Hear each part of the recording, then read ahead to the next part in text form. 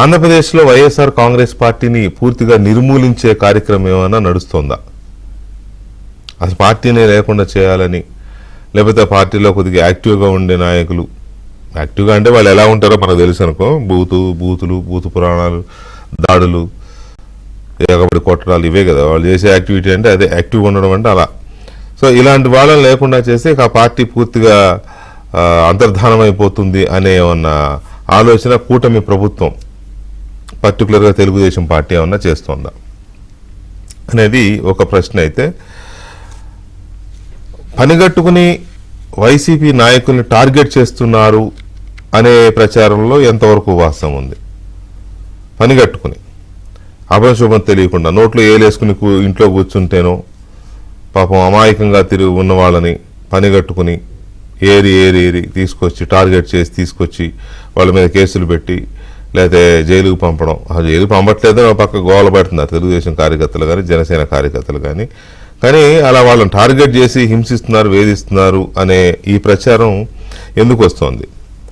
అసలు ఇవన్నిటికంటే ముందు red book అనేది అమల్లో అవుతుందా ఆంధ్రప్రదేశ్లో? రెడ్ బుక్ లోకేష్ తన పాదయాత్రలో కానీ ఎన్నికల ప్రచారం సందర్భంలో కానీ ఇట్లా చూపించి, రెడ్ బుక్ ఏదైతే జనానికి చూపించి దీంట్లో అందరి పేర్లు ఉన్నాయి, ఒక్కొక్కరిని ఏర్పరేస్తామనో లేకపోతే శిక్షిస్తామనో, అందరికీ దాని తాలూకు ప్రతిఫలం చూపిస్తామనో లోకేష్ చెప్పిన రెడ్ బుక్ ఇప్పుడు అమలు అవుతుందా ఆంధ్రప్రదేశ్లో?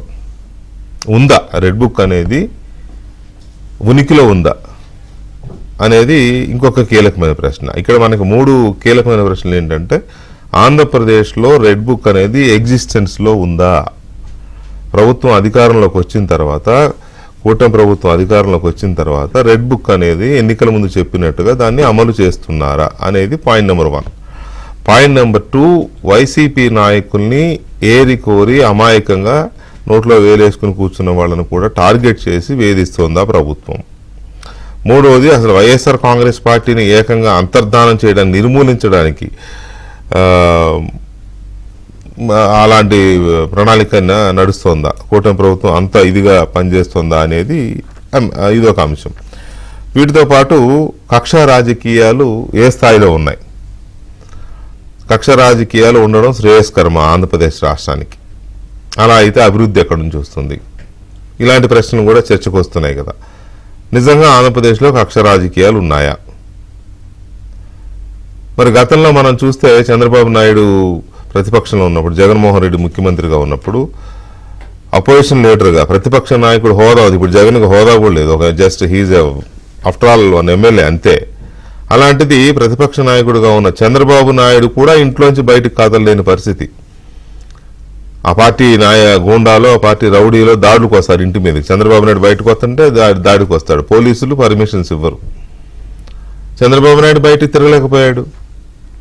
2-3 సార్లు ఎన్నికల ముందు సభలకు వెళ్తే అక్కడ రాళ్ల దాడులు జరిగినాయి, ఆయన మీద హత్యాయత్నాలు జరిగినాయి.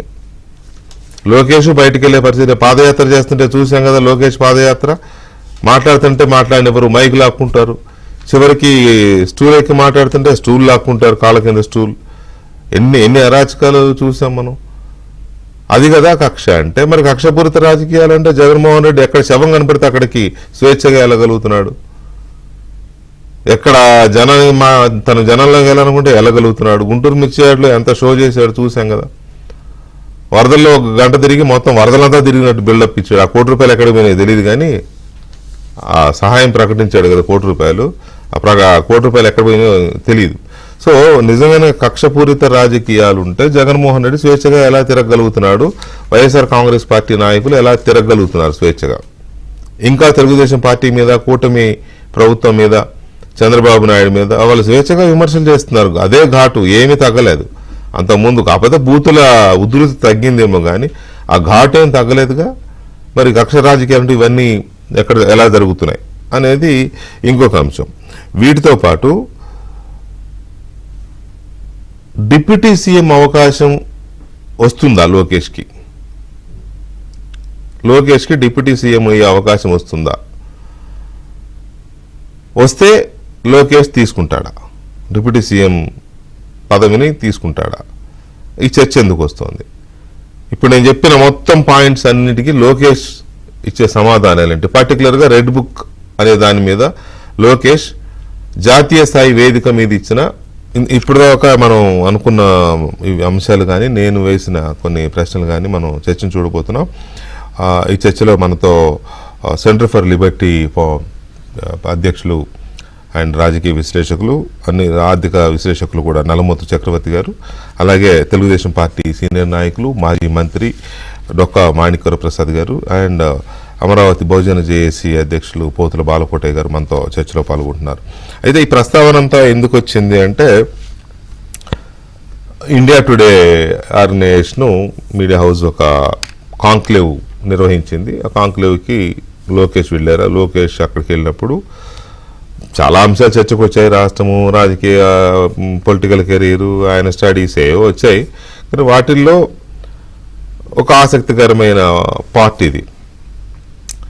ఈ ఆసక్తికరమైన పార్ట్లో రాజ్దీప్ సర్దేశాయ్ అడిగింది ఏంటి అంటే ఇదే, ఈ రెడ్ బుక్ అనేది ఏంటి, అసలు ఎందుకు మీరు దాన్ని ఎంచుకున్నారు? మీరు వైఎస్ఆర్ కాంగ్రెస్ పార్టీలో లీడర్స్ని ఎలిమినేట్ చేస్తున్నారా, టార్గెట్ చేసి ఎలిమినేట్ చేస్తున్నారా అనే ప్రశ్నలు వస్తే చాలా చాలా అంటే చాలా ఒక మెచ్యూరిటీతో సమాధానం ఇచ్చినట్టు అనిపించింది నాకైతే లోకేష్. చాలా చాలా మెచ్యూర్డ్గా. అండ్ ఒకటేంటంటే ఇంకొకటి ఆయన ఒక సమాధానం కూడా ఇచ్చినట్టు అయింది. ఇప్పుడు ఆంధ్రప్రదేశ్లో రెడ్ బుక్ అని వదలగొట్టారు. అసలు రెడ్ బుక్ ఎక్కడుంది, ఏమైంది, ఏం జరుగుతోంది అనేది కూడా ఆయన క్లారిటీ ఇచ్చారేమో. ఎందుకంటే జాతీయ స్థాయి వేదిక మీద అలాంటి అంశం రెడ్ బుక్ అనేది ఒకటి తయారు చేశారో, రెడ్ బుక్ ప్రకారమే ఇక్కడ కేసులు పెడుతున్నారు అనే చర్చ జరిగే అవకాశం ఉంది డెఫినెట్గా. అది తెలిసి కూడా దాని మీద ఆయన అడగడం, ఈయన yes it is there in our state, red book ఎగ్జిస్టెన్స్లో ఉంది, మేము దాన్ని అమలు చేస్తున్నామని తరహాలో చెప్పడం అనేది కొంత రెడ్ బుక్ అనేది ఉంది, రెడ్ బుక్ అనేది ఎగ్జిస్టెన్స్లో ఉంది అని చెబుతూనే పాలిటిక్స్ లేవు, కక్షపూరిత రాజకీయాలు లేవు, మేము చట్టపూర్వకంగానే చట్టానికి లోబడే అన్నీ జరుగుతున్నాయి. నిజానికి జగన్మోహన్ రెడ్డికి చాలా సెక్యూరిటీ ఉంది. ఇప్పుడు మాకున్న డిప్యూటీ సీఎం గారి కంటే జగన్మోహన్ రెడ్డికి ఎక్కువ భద్రత ఉంది. ఇంకా చాలా వచ్చాయి. ఆయనకు ప్రతిపక్ష నేత హోదా ఇవ్వడం అనేది అది కాన్స్టిట్యూషనల్ ఇది కదా, ఆయన కూడా దానికి రాజ్దీప్ కూడా యాక్సెప్ట్ చేశారు, విచ్ ఇస్ ట్రూ. సో అయితే ఇక్కడ ఈ రెడ్ బుక్ అనేది ఉనికిలో ఉంది అని చెప్పడం అనేది ఓకే. ఆంధ్రప్రదేశ్లో తెలుగుదేశం పార్టీ కార్యకర్తలు కానీ, జనసేన కార్యకర్తలు కానీ, ప్రజలు కానీ, ఆ మాటకు వస్తే ప్రజలు కానీ ఎన్నికల ముందు అంతన్నారు ఇంతన్నారు, వేధించిన వాళ్ళ సంగతి చూస్తూ ఉన్నారు, ఏంటి ఏమి చేయట్లేదని విమర్శలు ఉన్నాయి ప్రభుత్వం మీద, ముఖ్యమంత్రి గారి మీద, లోకేష్ గారి మీద, పవన్ కళ్యాణ్ గారి మీద, అందరి మీద ఏమీ చేయట్లేదని. అక్కడేమో ఆ కాంక్లేవ్లో అడుగుతున్న ప్రశ్నలేమో అసలు మొత్తం మీ రాష్ట్రంలో వైసీపీని నిర్మూలించేస్తున్నారు అని చెప్పే ప్రశ్నలు వస్తూ ఉన్నాయి, టార్గెట్ చేసి వేధిస్తున్నారనే ప్రశ్నలు వస్తూ ఉన్నాయి. రెడ్ బుక్ ప్రస్తావన వచ్చింది, ఆయన ఒప్పుకున్నాడు ఉంది ఎస్ ఉంది అన్నారు. సో దీని ఇంపాక్ట్ ఎలా ఉంటుంది? మాణిక్యవర వరప్రసాద్ గారు నమస్కారం, దీన్ని మీరు ఎలా చూస్తారు? నమస్తే అండి. నమస్తే. ఒకసారి వెంకటకృష్ణ గారు, మన బాలకోటయ్య గారు, నల్లమోతు వారు, మన వ్యూవర్స్ అందరికి కూడా నమస్కారం. ఇప్పుడు ఈ మధ్య పేపర్లో ఏదో ఒక news paper, Telugu news paper చదివానండి. 30 years బ్యాక్ ఒక అతను కర్ణాటకలో వాళ్ళ ఊర్లో నేరం చేసి, అంటే మర్డర్ చేసి మహారాష్ట్ర వెళ్ళిపోయి 30 years అక్కడెక్కడో ఉండేసి 30 years తర్వాత వాళ్ళ ఊరు వచ్చాడు.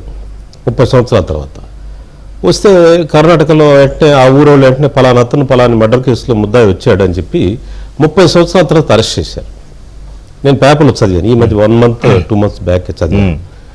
నేను ఈ సంఘటన ద్వారా ఏం చెప్పదలుచుకున్నా అంటే, నేరం అనేది జరిగితే అది ఎప్పుడు జరిగినా అది నేరమే కంటిన్యూ అవుతుంది, అది ఉంటుంది, అది రికార్డ్స్లో ఉంటుంది, దానికి వాళ్ళు చట్ట ప్రకారం బాధ్యులు అవుతారు.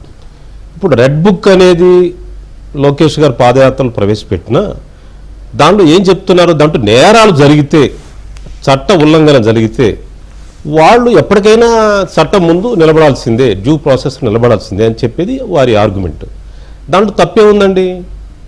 ఎన్ని సంవత్సరాలైనా అన్లెస్ కోర్టు ఎగ్జామినేట్ చేసి తప్పితే ఈ నేరం జరిగింది, రిజిస్టర్ అయింది, కేసు రిజిస్టర్ అయిందంటే ఆ కేసుని చట్ట ప్రకారం డ్యూ ప్రాసెస్లో వాళ్ళు ఫేస్ చేయాల్సిందే. దానికి రెడ్ బుక్ దాన్ని రెడ్ బుక్ రాజ్యాంగం, దాన్ని వెండెట్టా, పొలిటికల్ వెండెట్టా అంటే ఏంటి? ఏమీ లేకుండా, అసలు నేరం జరగకుండా కేసు పెట్టారు, వేధించారు అని అంటే అది వెండెట్టా అవుతుంది. అసలు నేరం కాదు కదా. గతంలో నువ్వు చేసే పలాని పూసాని మురళీకృష్ణ, పూసాని గారు అనుకుందాం, లేకపోతే ఇంకో సంబడి ఎల్స్, లేకపోతే ఈరోజు అతను బోరుగడ్డ అంటున్నారు. అతను మాట్లాడిన భాష ఒకసారి వినిపించండి సార్. అది నేరం అవుతుందా కాదా అనేది మనకు అర్థమవుతుంది. ఆ నేరం జరిగినప్పుడు, అది ఎప్పుడు జరిగినా సరే ఇట్ విల్ కంటిన్యూ. ఆ చట్ట ప్రకారం వాళ్ళు డ్యూ ప్రాసెస్ ఫేస్ చేయాల్సిందే, డ్యూ ప్రాసెస్ లాలో వాళ్ళు ఫేస్ చేయాల్సిందే వాళ్ళు. అంతేగాని రెడ్ బుక్ అనగానే రెడ్ బుక్ లేదు కొత్తగా పేర్లు రాసినట్టు, కొత్తగా నేరం జరగకుండా రాసినట్టుగా ప్రచారం చేయటం అనేది కరెక్ట్ కాదు. అలా అని ఎవరు ప్రచారం చేయట్లా. ఎందుకంటే రెడ్ బుక్ లో ఏ పేర్లు ఉన్నాయో ఎవరికి తెలియదు కాబట్టి, అందులో ఎలాంటి పేర్లు ఉన్నాయి అనేది మనకు తెలియదు కాబట్టి మనం ఆ ప్రచారం చేయట్లా. కాకపోతే ఈ టాపిక్ ఎందుకు రిపీటెడ్ గా వస్తుంది అంటే, ఆంధ్రప్రదేశ్లోనే మీ పార్టీ కార్యకర్తలు కానీ, లేకపోతే న్యూట్రల్స్ కానీ, లేకపోతే ఈ చర్చలో ఉన్న బాలకోటయ్య గారు లాంటి వాళ్ళు చాలా మంది కానీ, లేకపోతే ఇన్ఫాక్ట్ ఫర్ దట్ మ్యాటర్ మాలాంటి వాళ్ళని కూడా మేము ప్రశ్నిస్తున్నాం. ఏమైనా మీరు 5 ఏళ్ళు ఎలాంటి అరాచకాలు చూపించారు, మీరు అధికారంలో రాగానే వీటన్నిటి మీద కేసులు పెడతా ఉన్నారు, అది అన్నారు, ఇది అన్నారు, ఏమీ జరగడం లేదేంటి అని ప్రశ్నలు వస్తున్నాయి. కానీ అక్కడేమి రాజ్దీప్ సర్దేశి అడిగిన ప్రశ్న ఏంటి? వేధిస్తున్నారంట, ఏకంగా నిర్మూలిస్తున్నారంట. ఎలిమినేటింగ్ చాలా పెద్ద పదం అది. Targeting and eliminating YSRCP leaders, అంత పెద్ద పదాలు అక్కడ వచ్చినాయి. ఇక్కడేమో ఏమి జరగట్లేదని ఇక్కడ వచ్చింది. సో అందుకని చర్చ తప్ప రెడ్ బుక్ లో చట్ట వ్యతిరేకంగా వెళ్తున్నారని మేము అనట్లేదు, తప్పు చేసిన వాళ్ళని వదిలేయాలని కూడా మేము అనట్లేదు. అది నేను అనేది ఏంటంటే, నేరం జరిగితే ఆ నేరాన్ని వాళ్ళు ఫేస్ చేయాల్సిందే. ఇప్పుడు నేను గుంటూరులో ఉన్నానండి. Guntur very hot seat. ఈ గుంటూరు హాట్ సీట్లో వైసీపీ వాళ్ళంతా బాగానే తిరుగుతున్నారుగా. ఎక్కడ వాళ్ళని ఎవరు టార్గెట్ చేశారో చెప్పానండి? ఎక్కడ జరగట్లేదు. ఎవరైతే గతంలో నేరాలు చేశారో, గతంలో కేసుల్లో ఉన్నారో, ఆ కేసులు ఉన్న వాళ్ళు పట్టుకున్నారు. సార్ వెంకటకృష్ణ గారు, ఈ సందర్భంగా ఒకటి తెలియజేయాలి. మీరు అంతకు ముందు ప్రోద్బలంతో నేరం జరిగేది, అంటే టార్గెట్ పెట్టేవాళ్ళు. నేను కొంతకాలం వైసీపీలో ఉన్నానండి, నా ఎక్స్పీరియన్స్ చెప్తాను మీకు. మళ్ళీ కూడా చాలా కాలం చెప్పాను, మళ్ళీ చెప్పాలి మీకు. అందుకే వేదిక ద్వారా, ఏబిఎన్ ద్వారా వెళ్ళాలి. నాకు ఏం టెస్ట్ పెట్టాడు తెలుసండి సజ్జల రామకృష్ణ గారు, in the presence of Jaganmohan Reddy గారు, ఇంకొక సెక్రటరీ ఐఏఎస్ ఆఫీసరు, ఇంకొక మంత్రి, వీళ్ళందరూ 5-6 మంది ముందు నన్ను పెట్టి, నువ్వు చంద్రబాబును కొట్టు ప్రమాణ స్వీకారం, నువ్వు తిట్టు, కమ్మవారిని తిట్టు, నీకు పదవి, నువ్వు తెలుగుదేశం వాళ్ళ తిట్టు, నీకు పదవి, చంద్రబాబు చొక్కా పట్టుకుని లాగు, నీకు ప్రమాణ స్వీకారం. దిస్ ఈజ్ ద టెస్ట్ అండి. నేను ఫేస్ చేసి చంద్రబాబును కొట్టాలా? నా పక్కనున్న మంత్రి అన్నాడు, ఏమంటే ఆయన ఎట్లా కొడతారు చంద్రబాబుని? మీరు ఎట్లా కొడతారు? దిస్ ఈజ్ 5 మంది అధికారులు, 5 వెళ్ళిపోతాలి. అయితే మన జోగి రమేష్ చేసినట్టు చేయాలి నేను కూడా. నాకు టెస్ట్, నా నిజాయితీని టెస్ట్ అది. ఓకే అంటే నా పక్కన మంత్రి గారు అన్నాడు, ఆయన మైక్ ఇస్తే 1 గంట మాట్లాడతాడండి, ఆయన గాంధీవాది, ఆయన చేత కదా ఆయనకి, ఆ టెస్ట్ అతను పాస్ కాలేడు, వదిలేయండి అని చెప్పి అన్నాడు. నేను సైలెంట్ అయిపోయాను. నాకు అసలు నేను డిప్రెషన్లో పడిపోయాను. ఏం మాట అసలు అదేంటి, నేను ఎప్పుడు వెళ్ళాలి? నేను మళ్ళీ అడుగుతాను, జగన్ సమక్షంలో సజ్జల రామకృష్ణారెడ్డి మీకు చేసిన ఆదేశం ఇది? yes, my god, in the presence of other IAS officers and the presence of minister. వాళ్ళని అసలు ఏమాత్రం క్షమించడానికి లేదు, ఇంకా ఏమాత్రం క్షమించడానికి లేదు. ప్రజలు క్షమించారు. ఆ టెస్ట్ అండి, ఈ కేసుల్లో ఉన్న వాళ్ళంతా అరే ఈ టెస్ట్ ఇప్పుడు కేసులు ఫేస్ చేస్తున్నా అట్లా చేసిన వాళ్ళండి. అట్లా చేస్తేనే అక్కడ ప్రమోషన్లు అండి. నాకు అది పెట్టారండి ఆ టెస్ట్. ఆ టెస్ట్ నేను చేయలేనని చెప్పానండి. నేను కాదు, అక్కడ మంత్రి గారే చెప్పాడు. ఆయన మైక్ ఇస్తే 1 గంట మాట్లాడతాడంటే, ఆయన గాంధీవాది, ఇవన్నీ అయ్యే పని కాదండి అని చెప్పాడు. చెప్తే జోక్ అన్నవి, అది కాదన్నా, నువ్వు నా గుండెల్లో ఉన్నావనా, నువ్వు అదేనా ఇదేనా, నీకు అది చేస్తానని ఇది చేస్తానని చివరికి గుండు సున్నా పెట్టాడు. అవమానించాడు, అపాయింట్మెంట్ కూడా ఇవ్వలేదు తర్వాత. అంటే ఆ టెస్ట్ పాస్ కాలేదు కాబట్టి. అదే అందువల్ల మీరు అక్కడ నేరాలు జరగలేదు, రెడ్ బుక్ అనేది కానీ నేరాలు చేసిన వాళ్ళే రాజకీయాలను ప్రమోట్ చేశారండి. నా వయస్సుని, నా సీనియారిటీని, నా గౌరవాన్ని అక్కడ అవమానించారండి అక్కడ. అందుకే ఆ శశికళ అంటే నేను ఆంధ్ర శశికళ అని చెప్పేది అదే. ఆంధ్ర శశికళ మాట్లాడే మాటలు, ఆ భాష, అవన్నీ వింటే నాకు ఇప్పటికి కూడా వామిటింగ్స్ అవుతున్నాయండి. రాజకీయాలు నేను ఎందుకోసం రాజకీయాల్లోకి వచ్చింది, ఇందుకోసం ఇంతకాలం నేను చిన్నప్పటి నుంచి విద్యార్థి దశ నుంచి రాజకీయాల్లో ఉన్నాను. నేను ఎన్నో ప్రజాహిత కార్యక్రమాలు చేశాను, ఎంతో చదువుకున్నాను, ఏదో ప్రజలకు సేవ చేద్దాం, పేద కుటుంబం నుంచి వచ్చాను, సమాజంలో గౌరవం పొందామని వస్తే ఇదే నాకు పెట్టే టెస్టు. అదండి, అది రియాలిటీ అండి. ఇది నా తల్లిదండ్రుల సాక్షిగా చెప్తా ఉన్నాను నేను. ఒక్క నిమిషం. ఆ దుర్మార్గం టెస్ట్ పాస్ అయితేనే రాజకీయాలు విలువిచ్చారండి వాళ్ళు. అదేలే, అందువల్ల నేరాలు జరిగిన వాళ్ళు చట్ట ప్రకారం ఫేస్ చేస్తున్నారు. అవును, రైట్. చక్రవర్తి గారు నమస్కారం. నమస్కారం. ఇప్పుడు ఈ కాంక్లేవ్ లో రెడ్ బుక్ ప్రస్తావన సరే ఆబ్వియస్లీ వస్తుంది, ఎందుకంటే ఆయన జర్నలిస్ట్ కాబట్టి ఈయన ఇంటర్వ్యూ చేయాలి కాబట్టి కొంత డిగ్ చేస్తాడు, ఈయన గురించి డిగ్ చేసి క్వశ్చన్స్ పోజ్ చేస్తారు, బాగానే ఉంది. రెడ్ బుక్ ఉందని Lokesh yes it is does exist అని చెప్పారు, బాగుంది. కానీ ఇక్కడేమో అలా లేదు. ఏమైపోయింది రెడ్ బుక్ అని వీళ్ళు అడుగుతున్నారు, అక్కడేమో ఆయన ఉందంటారు. సో ఈ కాంట్రాస్ట్ కానీ లేకపోతే అంత పెద్ద వేదిక మీద ఒక రెడ్ బుక్ ఒకటి అమల్లో ఉంది ఆంధ్రప్రదేశ్లో అనేది ఎలాంటి సిగ్నల్స్ ఇచ్చే అవకాశం ఉంది? సో లోకేష్ గారు ఇవ్వటం మంచి స్పష్టంగా చెప్పారు, రెడ్ బుక్ ఉంది, నేను ప్రతి పబ్లిక్ మీటింగ్లో చూపించాను రెడ్ బుక్ ఉంది అనేది ఆయన చెప్పడం జరిగింది. కొంత తెలుగుదేశం పార్టీ అధికారంలోకి వచ్చిన కొత్తలో మీకు గుర్తుంటే ఢిల్లీలో వీళ్ళు పెద్ద ప్రొటెస్ట్ ఒకటి ఆర్గనైజ్ చేశారు వైసీపీ వాళ్ళు.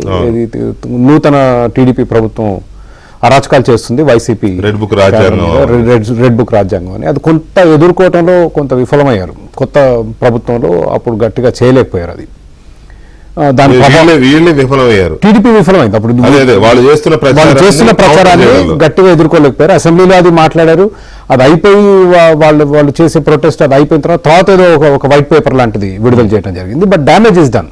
అప్పటికే చాలా మంది కేంద్ర స్థాయిలో ఉన్న పార్టీ నాయకులు వాళ్ళందరూ వచ్చి చూడటం, వాళ్ళని కలవటం, సానుభూతి వ్యక్తం చేయటం అది జరిగింది. సో దాని ప్రభావం కొంత ఉందేమో నాకు తెలియదు.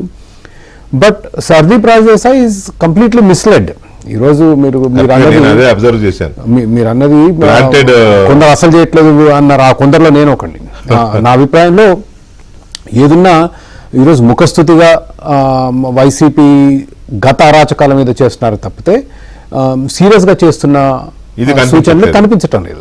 Okay, now who are the going after? ఇవాళ టీడీపీ ప్రభుత్వం ఎవరు వెంటబడుతుంది అంటే చిన్న చేపలు, పోసాని, వర్ర, బోరుగడ్డ, అనిలు. అసలు అరాచకాలు చేసిన నోటికి పని చెప్పిన వాళ్ళ మీద పడుతున్నారు. కానీ అసలు మీరు లిస్ట్ లో ఫ్రాడ్స్టర్స్ ఇవాళ టీడీపీ క్యాడర్లో ఉన్న ఆందోళన ఏంటంటే ఏదో చిన్న నోరు పెట్టుకొని సోషల్ మీడియాలో ఆర్చిన వాళ్ళు, శ్రీరెడ్డి ఇట్లాంటి వాళ్ళు పట్టుకుంటున్నారే, కానీ అసలు వాళ్ళు ఎడిపోయారు. శ్రీరెడ్డి బెయిల్ వచ్చింది. But at least what I'm saying is వీళ్ళు ఇప్పుడు జీవి రెడ్డి గారి మీద గొడవ రోజు పోసాని గారిని అరెస్ట్ చేయడం జరిగింది. సో అవే జరుగుతున్నాయి. కానీ మీరు అసలు వాళ్ళని కంప్లీట్లీ లెట్ గో. ఇప్పుడు అరబిందో, కాకినాడ పోర్టు, అంత పెద్ద వార్త అది. మీ పత్రిక కూడా బ్రేక్ చేసింది. ఆయన కంప్లైంట్ ఇచ్చాడు, ఇట్లా నా జగన్మోహన్ రెడ్డి గారు సమక్షంలో చేశారన్నారు. ఏమైపోయిందో మనకు తెలీదు. జత్వాని కేసు హైకోర్టు అడిగింది, ఏది ఐపీఎస్ ఎందుకు వదిలేశారు, పిఎస్ఆర్ గారు అసలు బెయిల్ అప్లై చేయలేదు, ఎందుకు వదిలేశారని అడిగింది కోర్టు. మీరు ఆయన అరెస్ట్ చేయలేదు కాబట్టి మిగిలిన ఇద్దరికి అరెస్ట్ చేయలేదని, అవసరం లేదని బెయిల్ ఇచ్చేశారు వాళ్ళు. ఎందుకంటే మీకు అరెస్ట్ చేసే ఆలోచన ఉందంటే. RRR కేసులో డాక్టర్ గారు రఘురామ కృష్ణరాజు గారిని కొట్టలేదని లెటర్ ఇచ్చింది. ఇంతవరకు దీస్ ఆర్ రియల్ ఇష్యూస్, పెద్ద issues. Next mega engineering TDP ప్రభుత్వంలో ఉన్నప్పుడు ఉన్న కాంట్రాక్ట్ కానీ పోర్ట్ కానీ అన్ని లాక్కున్నారు. ఇప్పుడు Polavaram was forcibly given away అండి టు మెగా. నవయుగ టు మెగా ఇచ్చారు కదా. They are keeping it. Bandar port తీసుకున్నారు, కృష్ణపట్నం పోర్ట్ తీసుకున్నారు, అన్ని అట్లే ఉన్నాయి. These are big items. అనేది ఇవేమి మీరు ఎక్కడ ఇప్పుడు షిరిడి సాయి ఉందండి, ఊకదంపుడుగా రాశారు. మీ పత్రిక రాసింది, ఈనాడు రాసింది, 92,000 కోట్ల రూపాయల స్కామ్. ట్రాన్స్ఫార్మర్లు, స్మార్ట్ మీటర్లు 32-33 వేలు, వేరే రాష్ట్రాల్లో 3,000. ఇది సెకీ కన్నా పెద్ద స్కామ్. ఇది సెకీ అదాని కన్నా పెద్ద స్కామ్. 3,000 రూపాయల మీటర్లు 30,000 రూపాయలు కొన్నారు, క్యాన్సిల్ చేస్తున్నా ఉన్నారు కాంట్రాక్టర్. మీ పత్రిక ఏమైందో తెలియదు. Now people are saying they బిగిస్తున్నారు స్మార్ట్ మీటర్లు అని. బిగిస్తున్నారన్నారు. ఎలక్షన్ లో వాళ్ళు కూడా ఎలక్టోరల్ బాండ్స్ ఇచ్చారు, టీడీపీ వాళ్ళు డబ్బులు ఇచ్చారు. సో ఇవి అసలు అంశాలు ఇవి. సో వాళ్ళు చేస్తున్నారు, బాగానే ఉంది. కానీ వీటి సంగతి ఏంటి? ఎప్పుడు నోటి దూలగాళ్ళని తీసుకొస్తున్నారు, వాళ్ళని వదిలేమని మనం అనట్లే, వాళ్ళని శిక్షించాలి. కానీ వాళ్ళకంటే ఇవి కదా తిమింగలాలు, రాష్ట్రాన్ని దోచుకున్నవి అవి కదా అసలు హాని చేసేవి. అవి 1,000 కోట్ల 10,000 కోట్లు. So what I'm saying is Rajdeep Sardesai is misled. ఆయనకు అసలు గ్రౌండ్ రియాలిటీ అవగాహన లేదు. ఆ ఢిల్లీలో కూర్చుంటారు, వాళ్ళకి అర్థం కాదు. ఈ రోజు రాష్ట్రంలో, ఆంధ్రప్రదేశ్ రాష్ట్రంలో ఉన్న పరిస్థితి ఏంటంటే, తెలుగుదేశం కార్యకర్తలు కానీ ప్రజలు కానీ అదేంటి ఎన్నికల ముందు ఇంత కూడా చేశారు, దోచుకుంటున్నారు, దోపిడీ, దారుణం, దుర్మార్గం, రాష్ట్రాన్ని నాశనం చేస్తున్నారు అన్నారు. మీకు చిన్న యాడ్ చేస్తున్నాను. ఒక్క లిక్కర్ లోనే 96,000 కోట్ల రూపాయల అవినీతి జరిగింది. స్వయంగా పురంధేశ్వర్ గారు రాష్ట్రపతి కంప్లైంట్ చేశారు. సార్ ఏమైంది సార్? వాసుదేవ్ రెడ్డి గారి మీద మీరు రేడ్ చేశారు, ఏమైంది కేసు? మాకు తెలియదు. ఆ రోజు వార్తల్లో వచ్చింది, దాని తర్వాత నెలల తరబడి కనిపించదు. What happen to liquor scam? What happen to sand scam? ఇసుక స్కామ్ ఏమైపోయింది? కరెక్ట్. నౌ మీరు దీని గురించి ఎప్పుడు మాట్లాడలేదు, మాకు తెలియదు అంటే నేను అర్థం చేసుకుంటాను. మొత్తం ప్రచారం అంతా 2 సంవత్సరాలు దాని మీద నడిచింది కదా. ఐ వాంట్ సీ ఆ రెడ్ బుక్ లో ఏముంది అసలు? మీరు ఉన్నారా లేరా మీ రెడ్ బుక్ లో? తిట్టు వాళ్ళు ఉన్నారా, లేకపోతే ఇలాంటి స్కామ్స్టర్స్ కూడా ఉన్నారా అనేది మీ question. Exactly. So it is deeply troubling. ఇవాళ దాదాపు సంవత్సరం కావస్తుంది తెలుగుదేశం పార్టీ అధికారంలోకి వచ్చి. ఈ రోజుకి వీళ్ళ మీద ఎటువంటి చర్యలు తీసుకుంటున్నారు? సరే, కొన్ని చర్యలు తీసుకుంటున్నారు. అవి సీరియస్గా తీసుకుంటున్నారా లేదా అనేది మనకు సరైన అవగాహన లేదు. చూడటానికి అనుమానాస్పదంగా ఉంది as to what is going on. అసలు ఏమవుతుంది ఆంధ్రప్రదేశ్ రాష్ట్రంలో అనేది రెడ్ బుక్ ఉందన్నంత వరకు టీడీపీ కార్డర్స్ సంతోషిస్తాయేమో, లేకపోతే బాధపడిన వాళ్ళు, అరాచకాలకు గురైన వాళ్ళు సంతోషిస్తారేమో. కానీ రెడ్ బుక్ ఉండడం కాదు, రెడ్ బుక్ యొక్క రిజల్ట్ ఏది అనే దగ్గర ఇలాంటి ప్రశ్నలు వస్తాయి. అయితే దీని మీద లోకేష్ ఇందాక మనం చూసిన ఇండియా టుడే కాంక్లేవ్ లో ఆయన చెప్పిన సమాధానం కానీ. నమస్తే అండి. నమస్తే సార్. వరకోట గారు, ఇండియా టుడే కాంక్లేవ్ లో లోకేష్ గారు చెప్పింది విన్నారు కదా. రెడ్ బుక్ ఉంది అన్నారు. ఎవరైతే చట్టాన్ని బ్రేక్ చేశారో వాళ్ళు చట్టం వినిపించే మ్యూజిక్ ని ఫేస్ చేయాల్సిందే అన్నారు. బాగానే ఉంది. అయితే ఈ చెప్పిన దానికి జరుగుతున్న దానికి ఏమైనా కరెక్ట్ గా సింక్ అవుతోందా? వెంకటకృష్ణ గారు నమస్కారం. చక్రవర్తి గారికి, అలాగనే పెద్దలు మాణిక్య వరప్రసాద్ గారికి కూడా నమస్కారాలు. వెంకటకృష్ణ గారు, ఈ డిబేట్ లోకేష్ గారు చూస్తే బాగుంటుంది. ఏబిఎం చూస్తారో లేదో నాకు తెలియదు, కానీ ఇది చూడాల్సిన అవసరం కూడా ఉంది. ఎందుకంటే ఒక ప్రధానమైన అంశం, ఆంధ్రప్రదేశ్లో రెడ్ బుక్ అమలు జరుగుతుంది అనేది ఒక జాతీయ స్థాయిలో కూడా చర్చకు వచ్చింది. దానికి లోకేష్ బాబు గారు కూడా ఎస్, రెడ్ బుక్ ఉంది ఆంధ్రప్రదేశ్లో, మేము అమలు చేస్తున్నామని చెప్పారు. నేను మధ్యాహ్నం మిత్రులు ఒక జర్నలిస్ట్ లెజెండ్ దగ్గరికి వెళ్ళా. ఎందుకంటే ఈ మధ్య నేను అమరావతి 1631 రోజుల ఉద్యమం మీద రాసిన పుస్తకావిష్కరణ సభ నేపథ్యంలో ఆయన సభను పిలవటానికి నేను నా అమరావతి రణం రక్తం రాజస్వం అని రాసిన పుస్తకం మీద పిలవటానికి వెళ్తే ఆయన ఒక మాట అన్నాడు. 1000 మంది పొగిడే వాళ్ళు ఉండొచ్చు, కానీ నువ్వు చేస్తున్నది తప్పు అని చెప్పేవాడు ఒక్కడుంటే ఆ పరిపాలకుడు ముందుకు పోతాడు అన్నాడు. ఈ రోజున ఏడాది పరిపాలన మనం చూసాం. ఈ ఏడాది కూటమి పరిపాలనలో ఒక్క సామాన్యుడు ఉన్నాడా బాలకోటయ్య అని అడిగిండు ఆయన. ఒక కామన్ మ్యాన్ ఉన్నాడా అని చెప్పేసి అడిగిండు ఆయన. నేనే సమాధానం చెప్పలేకపోయా. పెద్దలు మాణిక్య వరప్రసాద్ గారు కానీ చక్రవర్తి గారు కానీ ఏమనుకోకపోతే నేను మాట చెప్తున్నా. ఈ దేశంలో ఉన్న భారత రాజ్యాంగమే ఒకే ఒక్క పుస్తకం, ఏకైక పుస్తకం, దట్ ఈస్ ది డెమోక్రసీ, భారత రాజ్యాంగం. కాకపోతే లోకేష్ గారు గత 5 ఏళ్ళు ఒక పుస్తకం అమలు జరిగింది. ఏంటి ఆ పుస్తకం అంటే రాజారెడ్డి రాజ్యాంగం. ఆ రాజారెడ్డి రాజ్యాంగ ఫలితాలు ఇలా ఉంటాయి. మీరు నేను మాట్లాడిందే వీడిక్కడ ఆత్మగౌరవం కోసం మాకు ఊపిరాడటం లేదు. డాక్టర్ సుధాకర్ డ్రైవర్, సుబ్రహ్మణ్యం, అబ్దుల్ సలాం, ఇదిగో హననం. అది రాజారెడ్డి రాజ్యాంగం జగన్మోహన్ రెడ్డి గారు అమలు జరిపారు. ఇప్పుడు మనం ఈ రెడ్ బుక్ పేరు మీద దీనికి ప్రత్యామ్నాయంగా మేము కూడా వైఎస్ఆర్ కాంగ్రెస్ పార్టీ నాయకులందరూ కూడా కక్ష పెట్టేసి ఇలా లేపేస్తాం, మీరు కూడా ఇలా కరపత్రాలు వేసుకొని బాలకోట ఇలాగా రాష్ట్రం మొత్తం తిరిగి ఉద్యమాలు తీయండి అని చెప్పేసి అంటే దాన్ని ప్రజలు హర్షించరు. లోకేష్ గారు ఫ్యూచర్ ఉన్న నాయకుడు, భవిష్యత్తు ఉన్న నాయకుడు, తెలుగుదేశం పార్టీకి లైఫ్ కార్డు. ఆయన నోట భారత రాజ్యాంగం రావాల్సిందే తప్ప రెడ్ బుక్ అనే మాట ఉంది అని మాట్లాడితే రేపు పొద్దున 28 రాష్ట్రాల్లో కూడా ఇది ఒక పెద్ద చర్చ అవుతుందని నా అభిప్రాయం చెప్తున్నా. కాకపోతే లోకేష్ గారు ఆనాటి చంద్రబాబు నాయుడు గారి అరెస్ట్ కానీ, లోకేష్ బాబు గారి యొక్క యువగలం పాదయాత్ర అడ్డుకోవటం కానీ, లేదంటే మాలాంటి యొక్క అన్ని కులాల మీద తెలుగుదేశం కార్యకర్త మీద చేసిన పీకల కోసే ఒక విధానాన్ని సహించలేక భరించలేక నేను రెడ్ బుక్ పట్టుకున్నానని ఒక ఉద్రేకపూరితమైన కార్యకర్తలకు సందేశం ఇవ్వటం కోసం మాత్రమే చెప్పాడని నా అభిప్రాయం. ఆయన కూడా చెప్పాడు చాలాసార్లు. ఏమన్నాయంటే రెడ్ బుక్ ఉందా మీ దగ్గర అంటే చట్టం తన ఫలితాలు చేయటమే రెడ్ బుక్ యొక్క సారాంశం అని చెప్పాడు. దానినే తీసుకెళ్ళాలి.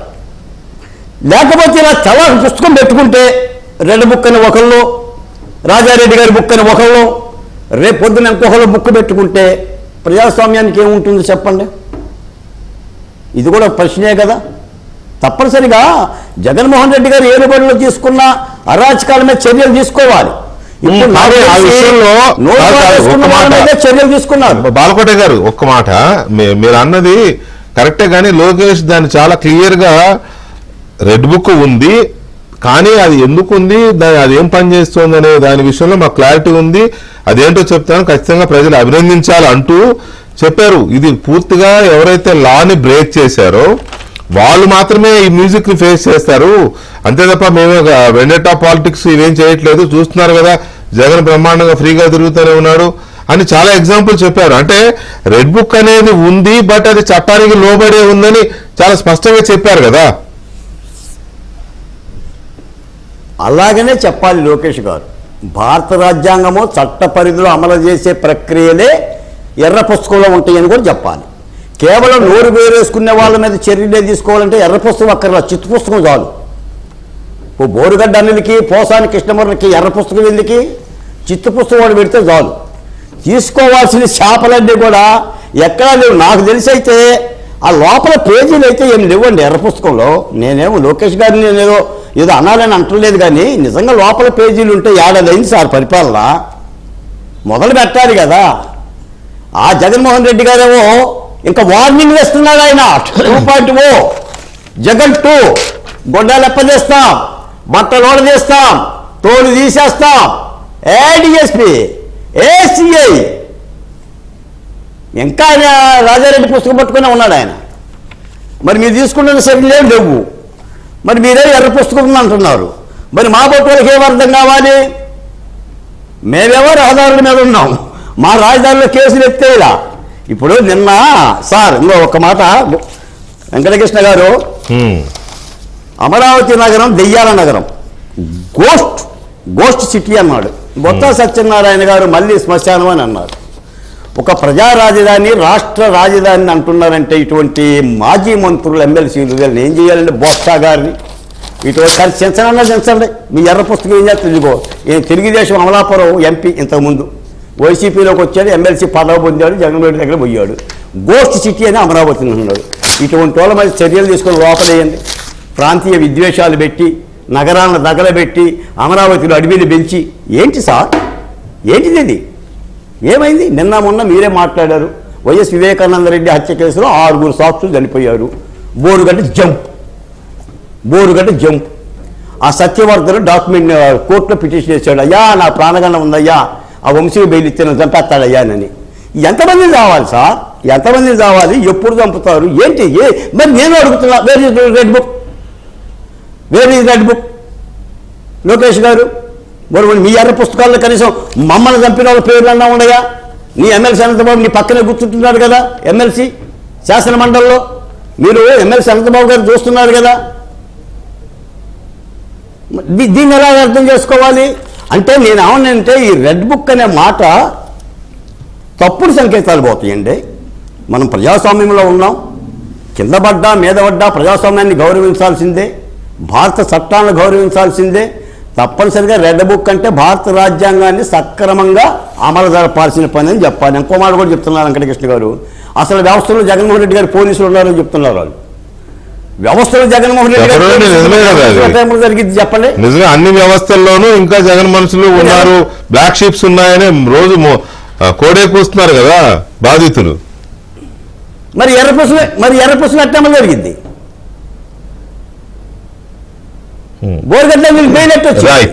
ఒక్క నిమిషం బాలకోట గారు, ఒక్క నిమిషం.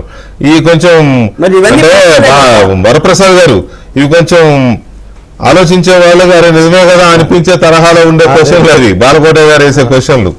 తర్వాత నాకు చక్రవర్తి గారు అన్నట్టు నిజానికి కూడా ఆ నోరు బారేసుకున్న బూతులు తిట్టిన వీళ్ళు మాత్రం కనపడుతున్నారు. కానీ మీరు చూడండి, ఇప్పుడు నలుగురు పేర్లు చూడండి. బోర్గోడ్ అనే బూత్లో తిట్టారు కాబట్టి కేసు పెట్టారు, లోపలేశారు.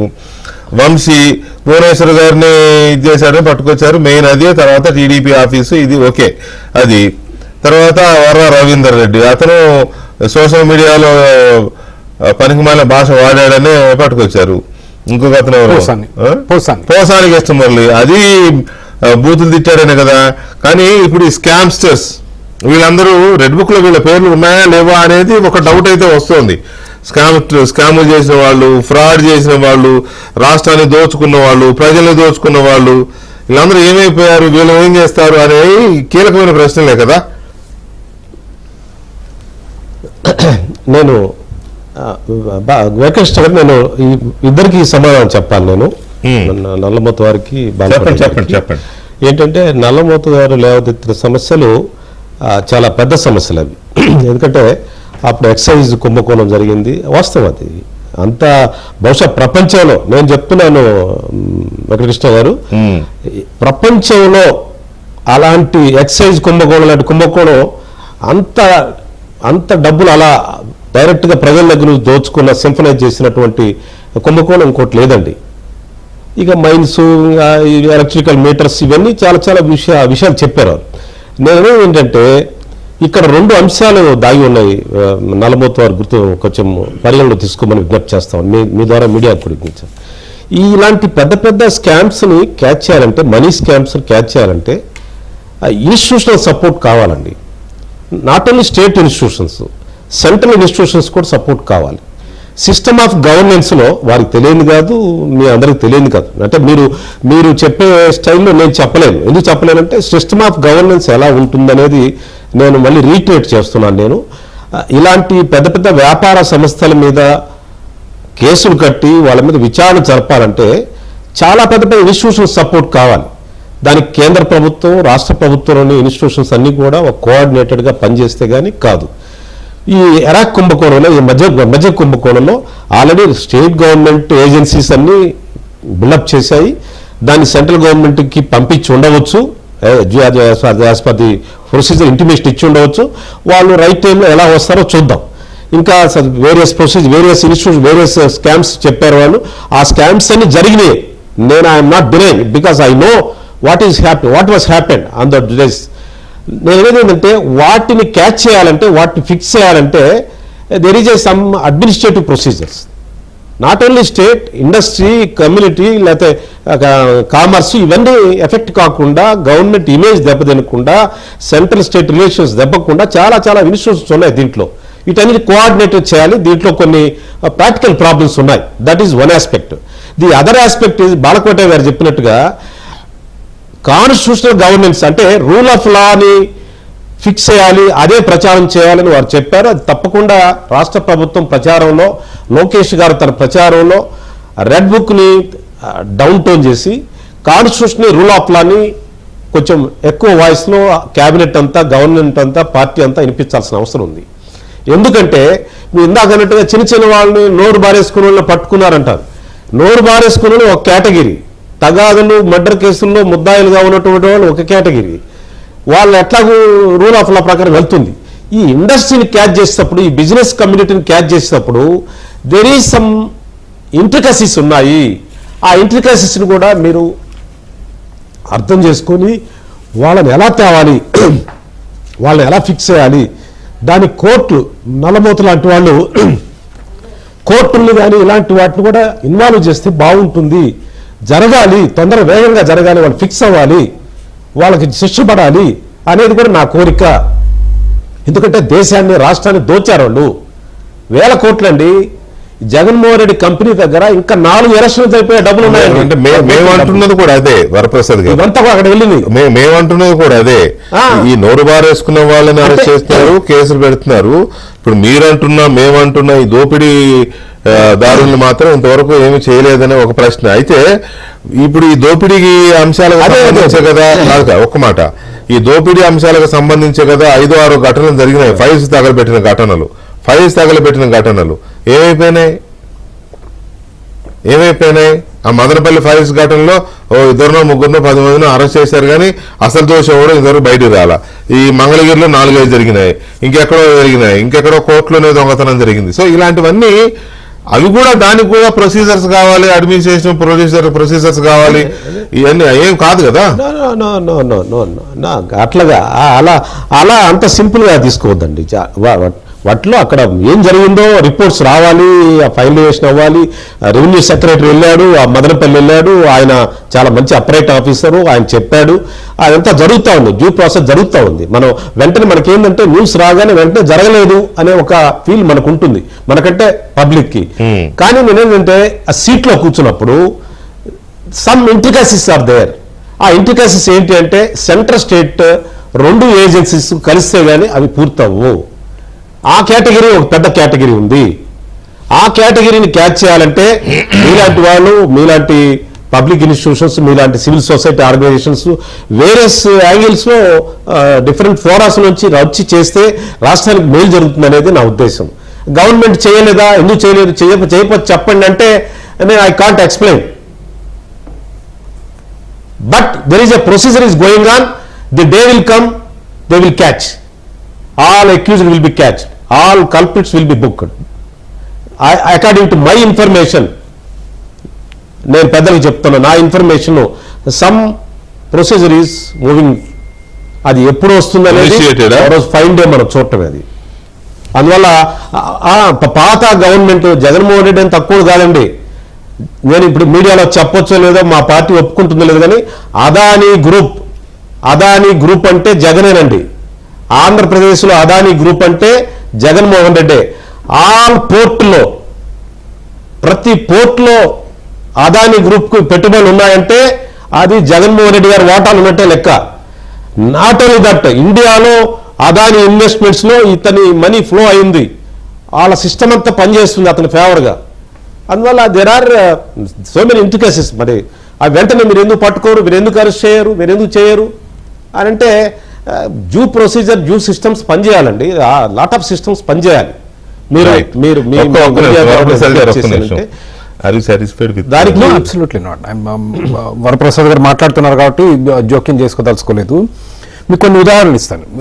వరప్రసాద్ గారు చెప్పేది ఏంటంటే తెలుగుదేశం ప్రభుత్వం తన వంతు ప్రయత్నం చేస్తుంది. ఎస్పెషల్లీ పెద్ద కంపెనీలు అయితే కేసులో కొంత క్లిష్టమైన కేసులు కాబట్టి కేంద్ర ప్రభుత్వంతో పనిచేస్తూ చేయాలి, దానికి సరైన ఫలితాలు డ్యూ కోర్స్ కొంత టైంలో వస్తాయనేది. ఇప్పటివరకు జరిగిన సంఘటనలు, ప్రభుత్వ తీరు చూస్తే దానికి మనకు ఆధారాలు కనిపించట్లేదు. ప్రజల్లో ఈ అపోహలు ఉన్నాయి, వాళ్ళు ఈ అపోహలను తొలగించే ప్రయత్నం కూడా చేయట్లేదు. మీరు చంద్రగిరిలో పులివర్తి నాని గారి మీద జరిగిన దాడి కనుక చూస్తే భయంకర వీడియో, హత్య కూడా హత్యాయత్నం. ఆయన బెంగళూరు నుంచి వేరే విదేశాలకు పోతుంటే పట్టుకొచ్చి స్టేషన్ బెయిల్ ఇచ్చి పంపించారు. హైకోర్టుకు వెళ్తే దీంట్లో కేంద్రం లేదు, ఎవరు లేరు. హైకోర్టుకు వెళ్తే హైకోర్టు ఏమంది, మీరే హత్యాయత్నం కేసులో మీరు అసలు స్టేషన్ బెయిల్ ఎట్లా ఇస్తారు? కాబట్టి 7 సంవత్సరాల కంటే ఎక్కువ శిక్ష పడే కేసు అరెస్ట్ చేయాలి, ఎట్లా ఇచ్చారు బెయిల్? మీరే ఇచ్చారంటే మేము ఇస్తాం. రఘురామ కృష్ణరాజు గారికి కేసు ఉంది, డాక్టర్ అవుట్ రైట్ గా ఇచ్చిన తప్పు రిపోర్టు, ఆయనకి ఏమీ జరగలేదని. మీకు మళ్ళీ అక్కడ సెంట్రల్ గవర్నమెంట్ మిలిటరీ హాస్పిటల్ రెండు మ్యాచ్ అవ్వట్లేవు కదా. అసలు ఆవిడేం బెయిల్కి అప్లై చేయలేదు. ఈ రోజు మీరు ఆవిడ అసలు ఏం చేయట్లేరు. ఇప్పుడు రైస్ స్కామ్ అన్నారు, పేర్ని నాని గారి భార్య గోడౌన్లు ఉన్నాయి, చంద్రబాబు గారు చెప్పారంట అరెస్ట్ చేయొద్దని, చేయలేదు. ఆయన ఇట్లా అంటున్నాడు, ఆయన ఏం పీకుతారు మీరు నన్ను, పేరు నాన్న గారు మీరు చూసే ఉంటారు. అవునవును, సీజ్ ద షిప్ అన్నారు కాకినాడ వెళ్ళి. ఏమీ అవ్వలేదు. ఇక మిగిలిన వాళ్ళని చూసుకోండి. నేను పెద్ద ఫిష్, వర్రా కాదు, పోసాని కాదు, వీళ్ళు కాదు, దీస్ ఆర్ బిగ్ ఫిష్.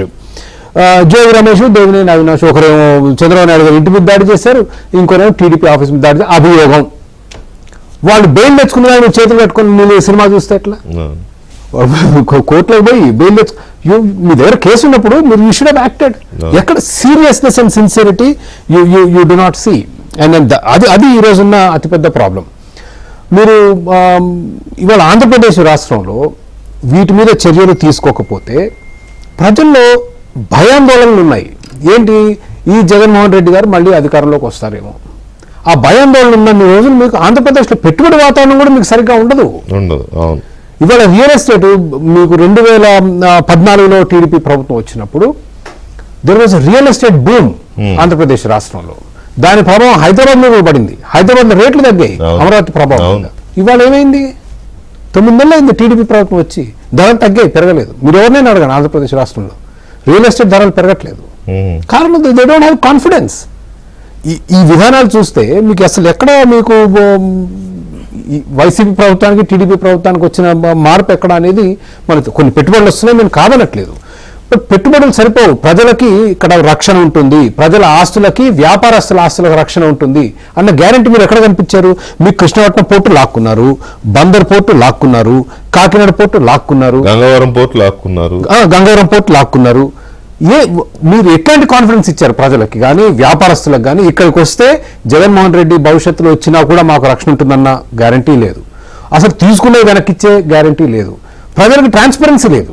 ఇప్పుడు వరప్రసాద్ గారు అనేది ఏంటి, దీంట్లో కొంత కాంప్లెక్సిటీ ఉంటుంది. చెప్పండి ప్రజలకు, ఈ 14 కేసులు ఉన్నాయి, ఈ 14 కేసులు ఈ విధంగా అసలు ఏమీ ఉండదు. ఓ రోజు పేపర్లో వార్త వచ్చింది, దాని తర్వాత మళ్ళీ కనిపించదు, మనకి ఏమైందో తెలియదు. ఆన్ టాప్ ఆఫ్ ఇట్ అన్నిటికంటే ట్రబ్లింగ్ ఏంటంటే ఈ కంపెనీలన్నీ దగ్గర తెలుగుదేశం పార్టీ డబ్బులు తీసుకుంది. అది జగమెరిగిన సత్యం. అట్లాంటప్పుడు మీరు ఇంకొంచెం ఎఫర్ట్ పెట్టాలి. మీ ఎన్నికలకి ఇది తప్పని పరిస్థితి. వాళ్ళ ఆంధ్రప్రదేశ్ రాష్ట్రం కానీ భారతదేశం కానీ ఎన్నికల్లో వేల కోట్ల రూపాయలు తీసుకోవాలి. కానీ అది అవసరాన్ని బట్టి తీసుకున్నాం. కానీ మేము చట్టాన్ని గౌరవిస్తాము. ఈ విధంగా వీళ్ళు ఏదైతే చేశారో స్మార్ట్ మీటర్స్ కానీ ట్రాన్స్ఫార్మర్ కానీ సెకీ అదాని ఒప్పందంలో కీలక పాత్ర పోషించిన అధికారి ఈరోజు చీఫ్ సెక్రటరీ. అసలు ఏం ఆలోచిస్తున్నారు మీరు?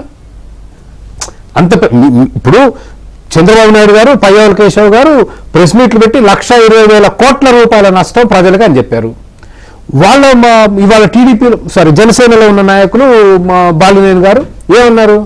ఆయన ఈ అధికారులు ఫోన్ చేసి నన్ను అర్ధరాత్రి బెదిరించారు. మరి ఆ డీల్ మీద పనిచేసిన అధికారి చీఫ్ సెక్రటరీ అయితే ఇంకా అసలు ఎక్కడుంది ప్రజలకు హోప్? మీరు అసలు ఆయనే చీఫ్ సెక్రటరీ అయితే మీరు అసలు దీని మీద ఏమి చేస్తారు? దర్యాప్తు ఎట్లా చేస్తారు? నిజాలు ఎట్లా చేస్తారు? అసలు how is it possible? Red book red book లో మీరు లేరా? అదే కదా, that is what I'm saying. ఇప్పుడు వరప్రసాద్ గారు అన్న దాంట్లో నేను ఏకీభవిస్తాను. చాలా క్లిష్టమైన కేసులు, టైం పడుతుంది. కానీ మనకు ఆ హోప్ కానీ సరైన మార్గంలో అడుగులు పడుతున్నట్లు కానీ ఎక్కడ మనకు ఆధారాలు లేనప్పుడు this is what will happen. Right. చట్టాన్ని బ్రేక్ చేసిన వాళ్ళు చట్టం మ్యూజిక్ ని ఫేస్ చేయాల్సిందే అనే మాట. ఒక్క నిమిషం వరప్రసాద్ గారు, చట్టాన్ని బ్రేక్ చేసిన వాళ్ళు చట్టం మ్యూజిక్ ని ఫేస్ చేయాల్సిందే అనే మాట దేనికన్నారు లోకేష్ గారు? మరి నిజంగా అది ఇంప్లిమెంట్ అవుతుందా అనేది ఒకటైతే, కక్షపూరిత రాజకీయాలు ఉంటే పెట్టుబడుల వరద ఎలా వస్తుంది మా రాష్ట్రానికి అన్నారు. Yeah, that is true. పెట్టుబడులు వస్తున్నాయి, నిజమే. కక్షపూరిత రాజకీయాలు ఉంటే పెట్టుబడులు రావు. ఎందుకంటే ఎక్కడైతే లా అండ్ ఆర్డర్ ఇష్యూ ఉంటుందో అక్కడికి ఇన్వెస్టర్స్ రారు. అనవసరమైన తలనొప్పులు మనకెందుకు అని రారు, నిజమే, వస్తుంది. మరి కక్షపూరిత రాజకీయాలు అయినప్పుడు పెట్టుబడులు రావాలనే దీంతో ఆచితూచి వెళ్తున్నారా ఈ కేసుల విషయంలో కానీ లేకపోతే ఇటువంటి విషయాల్లో కానీ? మెయిన్ గా ఇటువంటి స్కాములు చేసిన గారు మీరు ఇందాకేదో చెప్తున్నారు, ఆపాను నేను.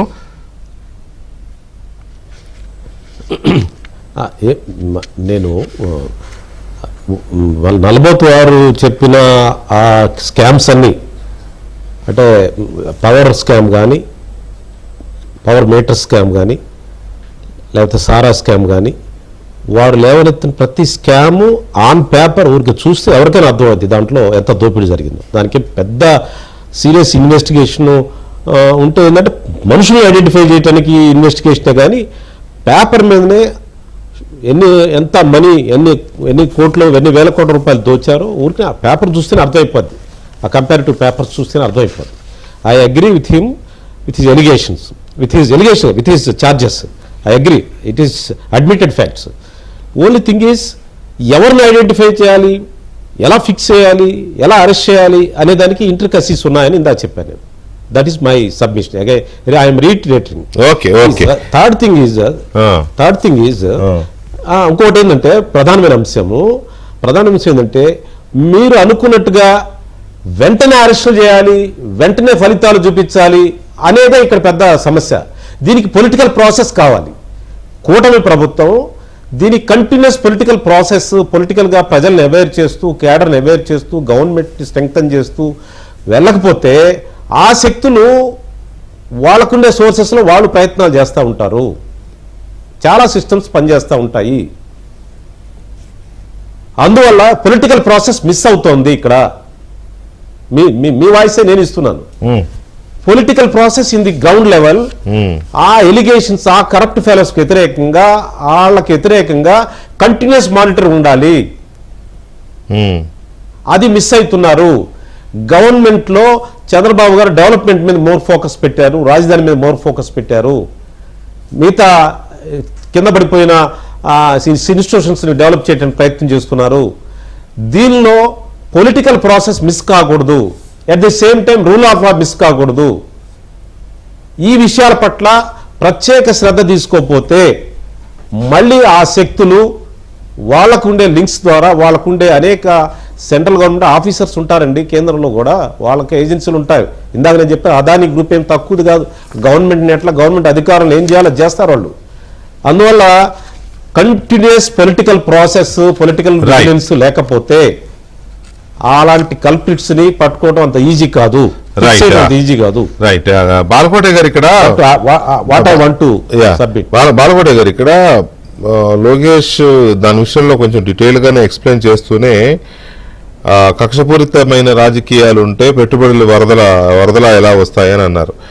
డెఫినెట్ గా ఈ ప్రభుత్వం యొక్క మెయిన్ ఫోకస్ పెట్టుబడుల మీద ఉండాలి కూడా, అవసరం. రాష్ట్రానికి ఇప్పుడు పెట్టుబడులు, పరిశ్రమలు అవసరం. కాబట్టి ఈ రెడ్ బుక్ని అమలు చేయడమో లేకపోతే ఇంకోటో గత హయాంలో తప్పులు చేసిన వాళ్ళని శిక్షించే విషయంలోనూ చాలా ఆచితూచి అడుగులు వేస్తున్నారు. అది మళ్ళీ ఏదో ఇక్కడ లా అండ్ ఆర్డర్ ఇష్యూ ఉందనో లేకపోతే ఇక్కడంతా వెండేటా పాలిటిక్స్ ఉన్నాయో ఇంప్రెషన్ బయటికి పోకుండా ఉండడం కోసం ఆచితూచి వ్యవహరిస్తున్నారు అని అనుకోవచ్చా? ఎందుకంటే పెట్టుబడులు వస్తున్నమాట వాస్తవం కదా. వెంకటకృష్ణ గారు సార్, ఒక 2 మాటలు చెప్తాను. ఒకటేంటంటే నిజం చెప్పేవాళ్ళు లోక విరోధి. ఓ విధంగా ఈ అంశం మీద మాట్లాడటం కూడా కొంత మీకు నాకు ఇబ్బందే. ఎందుకంటే రాజకీయాలు ఎలా అయిపోయినాయి అంటే పొగిడితేనే రాజకీయాలు. హాయ్ హాయ్ నాయక, హోయ్ హోయ్ నాయక, శభాష్ నాయక్ అంటేనే రాజకీయాలు తప్ప మనం సదుద్దేశంతో సూచన చేసినా కూడా మనం దోషులుగా నిలబడే పరిస్థితి. నాకు వచ్చిన కర్మ కూడా అదే. బాలకోట చేసేసరికి నిజం మాట్లాడతాడు అని. ఇందాక ఒక రిటైర్డ్ ఎంఆర్ఓ ఫోన్ చేశాడు. బాలకోట గారు 2014లోనే జగన్మోహన్ రెడ్డి గారు ఆస్తులు 1,00,000 కోట్ల రూపాయలు ఉన్నాయని అన్నారు కదా, మరి 1,00,000 కోట్లు ఉన్నప్పుడే మీరు అరెస్ట్ చేయలేదు, మరి ఇప్పుడు ఈ 10 ఏళ్లలో దాదాపు 3-4 లక్షల కోట్లు పెరిగింది కదా, ఇప్పుడేం అరెస్ట్ చేస్తారు అని అన్నాడు. ఇలా మీరు ఏమన్నారంటే కక్షపూర్తి రాజకీయాలు కనుక ఆంధ్రప్రదేశ్లో నడిస్తే అసలు జగన్మోహన్ రెడ్డి గారు ఎలా తిరుగుతున్నారు అని కూడా మీరు ఇందాక డిబేట్లో పాయింట్గా వేశారు. లోకేష్ అన్న మాటనే నేను రిపీట్ చేశాను. రాదు ఆయన తిరగటం కాదు, వార్నింగ్ ఇచ్చుకుంటూ తిరుగుతున్నాడు, బెదిరిస్తున్నాడు, రివర్స్ లో అందరికి వార్నింగ్లు ఇస్తున్నాడు, అది మర్చిపోతున్నారు. అవును. ఒక్క మాట ఏంటి సార్, జగన్మోహన్ రెడ్డి గారు కానీ కూటమి ప్రభుత్వం కానీ ఎందుకు ఓడిపోయామనేది ఆయన రెక్టిఫికేషన్ చేయటంలా, ఎలా గెలిచామనేది వీళ్ళు రెక్టిఫికేషన్ చేయటం లేదని నా అభిప్రాయం. ఎలా అంటే ఆంధ్రప్రదేశ్ ఖచ్చితంగా గత 5 ఏళ్లలో బ్రిటిషోడి ఏలుబడి కింద నలిగిన భారతదేశంలో ఉందండి. నిజాం నవాబు ఏలుబడుల కింద నలిగిన తెలంగాణ పల్లెల్లా అలమటించింది సార్. కాబట్టే ఆ ఘన విజయం 151 సీట్లు వచ్చిన పార్టీ 11కి, 23 సీట్లు వచ్చిన పార్టీ 134కి, 1 సీటు వచ్చిన పార్టీ 21కి, 0 సీట్లు వచ్చిన పార్టీ 8 సీట్లకి వెరసి 124 సీట్లతో ప్రభుత్వం వచ్చిందని సత్యం మర్చిపోతున్నారు. నిజానికి సూపర్ 6 పథకాల ద్వారానే కూటమి ప్రభుత్వం వచ్చింది అని అంటే తప్పు. జగన్మోహన్ రెడ్డి నొక్కాడు ఎన్ని నొక్కు తప్పు. అదే కారణం కాదు. ప్రజలకు కావాల్సింది కేవలం సూపర్ 6లే కాదండి, ఉచ్ఛ్వాస నిశ్వాసలు. నేను ఒక మాట చెప్తున్నాను వెంకటకృష్ణ గారు మీ ద్వారా, అభివృద్ధి లేని చోట శాంతి భద్రతలు ఉండవు, శాంతి భద్రతలు లేని చోట అభివృద్ధి లేదు. స్టిల్ ఆంధ్రప్రదేశ్లో శాంతి భద్రతలు లేవు, ఇంకా మేము పెనం మీదే ఉన్నాం. ఇప్పుడు మీరే చెప్పారు, అన్నమయ్య జిల్లాలో ఒక ఎంపీడీఓ మీద 14 మంది దాడి చేశారు కదండి, తాళం ఇవ్వలేదని. జగన్మోహన్ రెడ్డి గారు ఎస్టీ డిఎస్పీని పిలిచి రేపు వస్తున్నామని బెదిరించాడు కదండి. ఏం శాంతి భద్రతలు ఉన్నాయి సార్? ఆయన చెప్తున్నారు పక్కన మంది మేము వస్తామని, మీరు పెట్టుబడులు వస్తున్నాయి, పరిశ్రమలు వస్తున్నాయి అని అంటున్నారు. ఓకే, సంతోషమే. అంటే పరిపాలన అంటే ఒక అభివృద్ధి కోణమే చూడాలని నేను మాట చెప్తాను వెంకటకృష్ణ గారు. అదిగో నవలోకం వెలసే మన కోసం అంటున్నారు. నాకు మాత్రం జగన్మోహన్ రెడ్డి గారు యమలోకం కనిపిస్తుంది, నవలోకం కనిపించట్లా. మా పరిస్థితి అది నిజం అదండి. ప్రభుత్వం పరిపాలన అంటే అభివృద్ధి చేస్తున్నాం అనే కాదండి, తప్పనిసరిగా శాంతి భద్రతలు అనేది. సార్ నేను ఒక మాట చెప్తున్నా, ఈ రాష్ట్రంలో పరువు హత్యలు జరుగుతున్నాయి సార్. తండ్రి పుట్టిన కూతుర్ని హత్య చేసి చెట్టుకు వేలాడి చేస్తున్నారు సార్. ఈ రాష్ట్రంలో ఆత్మహత్యలు జరుగుతున్నాయి సార్. పరిపాలన దిశగా పోదా సార్?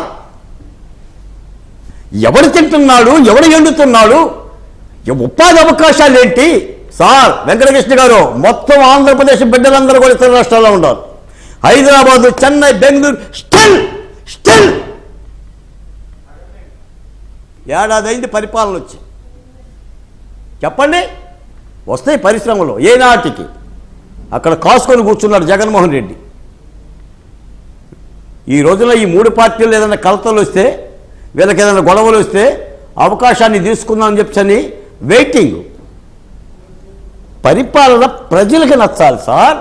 ప్రజల బాలకోట గారు ఒక్క నిమిషం అనకూడదు కానీ. బాలకోట గారు ఒక్క నిమిషం అండి. బాలకోట గారు, చక్రవర్తి గారు, బాలకోట గారు చెప్పినట్టు జగన్ అంటే ఇంకా భయం ఉందా జనంలో కానీ, లేకపోతే అలైట్ సర్కిల్స్ కానీ, ఇండస్ట్రియలిస్ట్ చక్రవర్తి గారే చెప్పారు భయం ఉందని. ఒక్క నిమిషం సార్. ఇన్వెస్టర్స్ కావచ్చు. అలాగే భయపడాల్సిన అవసరం ఉందా? అసలు జగన్ అంటే భయపడాల్సిన అవసరం ఉందా? అవసరం లేదండి. 164 సీట్లు ఎందుకు ఇచ్చారు మీకు ప్రజలు? That's it. 164 సీట్లు ఇచ్చింది ఎందుకు? That it self is evidence. కానీ బాలకోటయ్య గారు చెప్పినట్లు డిఎస్పీని బెదిరించడం జగన్మోహన్ రెడ్డి గారికి డిఎస్పీ గారికి మధ్య 1-on-1 కాదు. పక్కన సాక్షులు ఉన్నారు, ఇంకో 2 ఎస్ఐలు ఉన్నారు. ఒక డ్యూటీలో ఉన్న పోలీస్ అధికారిని మీరు బెదిరిస్తే మీరు కేసు ఎట్లా పెట్టరు? మీకు అంత భయం ఏంటి? భయం ప్రజలకు లేదు, ప్రభుత్వానికి ఉంది. That is the problem. ఇవాళ తిరుపతి ఎస్పీని నువ్వు ఎక్కడున్నా లాక్కొస్తా, 7 సముద్రాలు అవుతున్నా లాక్కొస్తా అన్నాడు. అసలు ఎట్లా అంటారు మీరు? నేను అనలేదు అంటాను, వీళ్ళు పక్కన you have to file a case sir. నేనంటే మీరు ఎమ్మటం ఒక్కరోజు వస్తారు. నన్ను చేసిన మీరు ఆయన ఎందుకు చేయరు? నాకో చట్టం ఆయనకో చట్టం, రూల్ ఆఫ్ లా అని వరప్రసాద్ గారు అంటున్నారు. ఏది మరి రూల్ ఆఫ్ లా? అసలు మీరు ప్రభుత్వంలో రాజ్యాంగబద్ధంగా మీరు ప్రమాణ స్వీకారం చేసి రాజ్యాంగాన్ని కాపాడుతా అని మీరు ప్రమాణ స్వీకారం చేసి ఈరోజు ఎక్కడ అప్లై చేస్తున్నారు మీరు rule of law? Doctor Sudhakar నుండి రోడ్డు మీద బూట్ కాల్తో తన్నారండి, బట్టలు ఇప్పి పడుకోబెట్టారు, ఎర్రటి ఎండలో పడుకోబెట్టి తన్నాడండి. The video is there. Tamil police అధికారి వీడియో ఉంది. ఏమవుతుంది? అది పాత ప్రభుత్వం. మరి కొత్త ప్రభుత్వంలో ఏమవుతుంది? ఇప్పుడు జత్వానీని కిడ్నాప్ చేసి తీసుకొచ్చారు బాంబే నుంచి అధికారులు. ఎందుకు అరెస్ట్ చేయట్లేరు మీ పిఎస్ఆర్ గారిని? ప్రభాత్ గారిని ఎందుకు అరెస్ట్ చేయట్లేరు? ఇవాళ బోరుగడ్డ అనిల్కి బెయిల్ ఇచ్చి హైకోర్టు ఆర్డర్లో రాసింది అసిస్టెంట్ పబ్లిక్ ప్రాసిక్యూటర్ అభ్యంతరం చెప్పలేదని. సరే, రెండోసారి కాదు, మొదటి బెయిల్కి మొదటిసారి అభ్యంతరం చెప్పారు, రెండోసారి కూడా ఇచ్చి పారదొబ్బారు. అంతే కదా. ఎవరి failure? Rule of law apply చేద్దాం ఎవరు చెప్పారు? మీరు ఎదుర్కోరా బెయిల్? ఆర్గ్యుమెంట్ ఏది లేకపోగా ఈ రోజుకి మీకు విషయం తెలుసలేదో హైకోర్టులో స్టాండింగ్ కౌన్సిల్స్ దాదాపు 40% మంది వైసీపీ వాళ్ళు. అంటే మరి పీపుల్ విల్ డిస్ప్యూట్.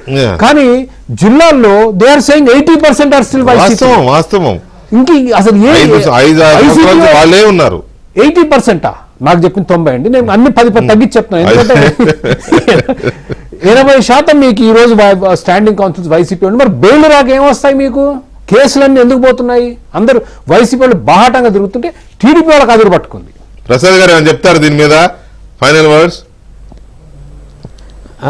చెప్తాను.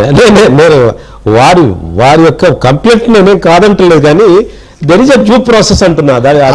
అంటే 9 నెలలు పడుతుందా? రాత్రి కూడా ఇదే డిబేట్ చేశానికి, నిన్న కూడా 9 నెలలు పడుతుందా పబ్లిక్ ప్రాసిక్యూటర్? చాలా లేదండి, లేదు గవర్నమెంట్ ఇమేజ్ కూడా పోకూడదండి. మీరు ఆశించవచ్చు, నేనేం కాదంటలేదు. బికాస్ అట్లాంటి ఇన్సిడెంట్ జరిగాయి, అలాంటి ఘోరాల నేరాలు జరిగాయి, మీరు ఆశించవచ్చు, నేను కాంటే. కానీ గవర్నమెంట్ ఇమేజ్ పోకూడదు. జగన్మోహన్ రెడ్డి గారు కానీ వాళ్ళ కొంచెం ఇంపార్టెంట్ ఫంక్షనరీస్ ఏం చేస్తున్నారంటే ప్రొవోకేట్ చేస్తున్నారు. నీకు ఎస్సీఐని తిట్టాడు అక్కడ, ఆ డిఎస్పీనో సిఐనో తిట్టాడు ఎయిర్పోర్ట్లో, అది కేసు రిజిస్టర్ అయింది. కడప డిఎస్పీని తిట్టి కడప మన ఒక ఎస్పీని నువ్వు ఎక్కడున్నా పట్టుకొని వస్తాను, దాని మీద పోలీస్ సంఘం ఖండించింది. ఇవన్నీ చాలా ఉన్నాయి, జరుగుతూ ఉంటాయి ప్రాసెస్. కానీ అతను ఏంటంటే టు క్రియేట్ కాన్ఫిడెన్స్, అతని యొక్క ఎర్రి బాగోగులు ఉన్నారు, అతని సైకో ఫ్యాన్సీ ఉంది. ఆ సైకో ఫ్యాన్సీని నిలబెట్టుకోవడం కోసం అలాంటివి మాట్లాడుతుంటాడు. దాన్ని మాట్లాడగానే అరెస్ట్ చేయాలంటే మళ్ళీ దాన్ని మేము పెంచుకున్నట్ట, గవర్నెన్స్ చేస్తున్నట్ట, అరెస్ట్ చేయాల్సిన అవసరం ఉంటుంది. చంద్రబాబు గారు ఏమి కేసు కట్టారండి, కేసు పెట్టారు కానీ కనీసం నోటీసులు ఇవ్వాలి కదా ముందైతే. నోటీసులు జగన్ ఏంటి, తొందరగా అరెస్ట్ చేయమని జగన్ తొందరగా అరెస్ట్ చేయమని, తను అరెస్ట్ చేయమని చెప్తున్నాడు అతను. I want arrest. అతను సైకో ఫ్యాన్సీ రెచ్చగొట్టొచ్చు, law and order problem create చేయొచ్చు, గవర్నమెంట్ ఇమేజ్ దెబ్బతీయొచ్చు. రౌడీ ముండాకులు చచ్చిపోతే ఆ వినుకొండలో ఇద్దరు రౌడీల మధ్య గొడవ జరిగితే దాన్ని ఢిల్లీ తీసుకెళ్లి ఢిల్లీలో అన్ని పార్టీలు తీసుకొచ్చి ఈ రాష్ట్రంలో లా అండ్ ఆర్డర్ లేదు, మొత్తం చచ్చిపోతున్నారు, ఒక చిన్న రౌడీ ఏ రౌడీ చచ్చిపోయిన నా సేవ అని చెప్తున్నాడండి అతను. ఢిల్లీ తీసుకెళ్తున్నాడు, ఢిల్లీ తీసుకెళ్తే చెప్తున్నాడు నిజమే.